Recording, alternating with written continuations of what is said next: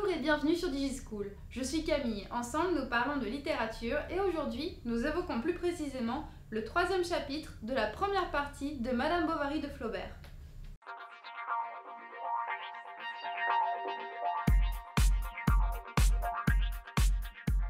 Que se passe-t-il dans ce troisième chapitre de Madame Bovary de Flaubert? Eh bien, le chapitre s'ouvre sur un portrait de Charles en deuil. Effectivement, Charles vient de perdre sa première femme, Héloïse, lorsqu'il reçoit la visite du père Rouault. Le père Rouault, qui est le père d'Emma, vient lui régler les honoraires qu'il lui devait. Il vient lui payer les soins que Charles lui a donnés pour sa jambe cassée. Il en profite pour réinviter le jeune médecin dans leur ferme des Brotteaux. Effectivement, puisqu'Héloïse n'est plus de ce monde, Charles se dit qu'il peut revoir Emma alors que sa première femme le lui avait interdit. Il revient donc au Brotteaux et là, c'est l'occasion pour lui de lier plus ample connaissance avec Emma. Les deux jeunes gens évoquent ensemble leur enfance, certains points communs qu'ils ont, et Charles commence à se demander si il ne pourrait pas épouser Emma en deuxième noces, alors qu'il porte encore le deuil de sa première femme. Charles voudrait donc demander sa main à Emma. À l'époque, on ne demandait pas directement une femme en mariage, on s'adressait premièrement à son père pour lui demander sa main. Mais Charles, le benet, l'idiot, comme Flaubert le décrit, hésite tellement avant de demander la main d'Emma au père Rouault que le père Rouault se rend compte de l'attraction de Charles par Emma avant que celui-ci même ne se déclare. Et d'ailleurs, lorsque finalement il va se déclarer au père Rouault et lui demander la main d'Emma, on va voir que c'est une demande en mariage totalement ratée. Pourquoi? Vous trouvez la description de cette demande en mariage ratée à la page 73 de notre édition. Donc, ils s'arrêtèrent, Charles se taisait. « Mais contez-moi votre histoire, est-ce que je ne sais pas tout ?» dit le père Rouault en riant doucement. « Père Rouault, balbutiait Charles. « Moi, je ne demande pas mieux, continua le fermier. Vous voyez dans cette demande en mariage que Charles n'a même pas été capable de verbaliser son amour pour Emma, ni sa volonté de se marier. C'est le père Rouault qui devine tout, c'est le père Rouault qui fait tout. Finalement, Charles n'aura jamais demandé la main d'Emma. On lui accorde son qui lui est demandé. » Alors, ce qu'on peut voir ensuite, c'est une manifestation de l'ironie de l'auteur.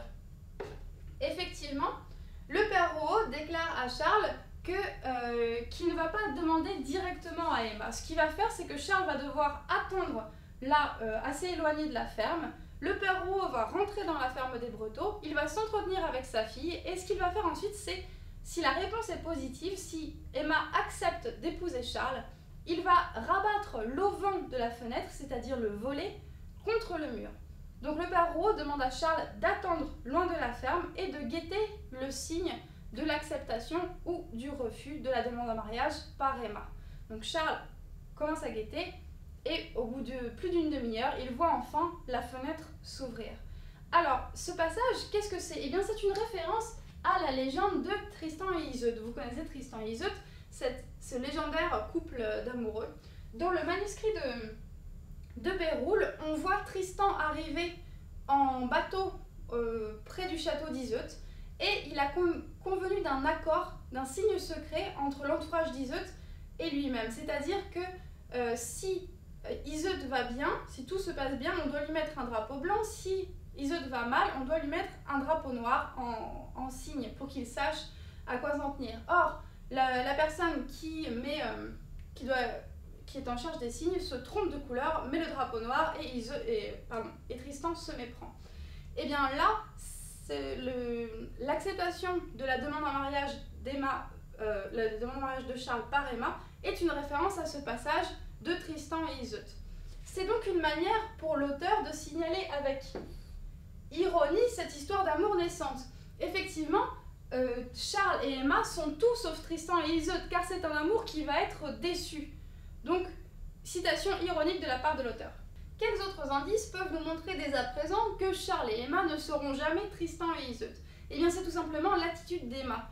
Elle n'est pas décrite précisément dans la fin de ce troisième chapitre, mais certains signes montrent qu'en fait, elle n'épouse qu'avec reluctance Charles. On voit qu'elle n'est pas très emballée par l'idée. Pourquoi?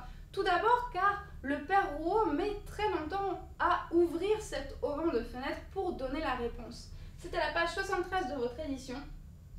Une demi-heure se passa, puis Charles, compta 19 minutes à sa montre. C'est donc 49 minutes que Charles doit attendre pour que finalement Emma accepte, ce qui montre qu'elle a quand même bien pensé à sa réponse. Donc elle n'était pas amoureuse de Charles avant, sinon elle n'aurait pas douté de la réponse à donner.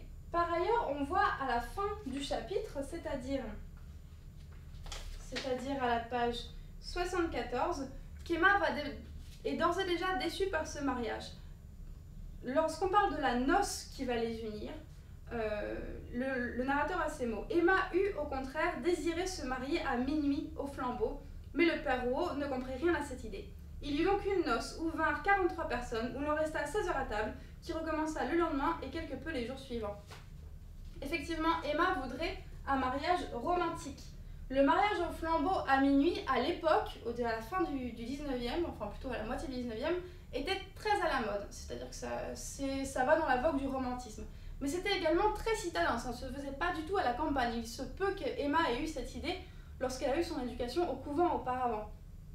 C'est pour ça que le père n'y comprend rien et décide non, tu te marieras comme tout le monde avec une noce banale. Donc le romantisme d'Emma est déçu d'ores et déjà alors qu'elle n'est pas encore mariée à Charles. Voilà, c'est tout pour aujourd'hui. Merci d'avoir suivi cette vidéo. N'hésitez pas à consulter les autres vidéos à ce sujet et à très bientôt sur DigiSchool.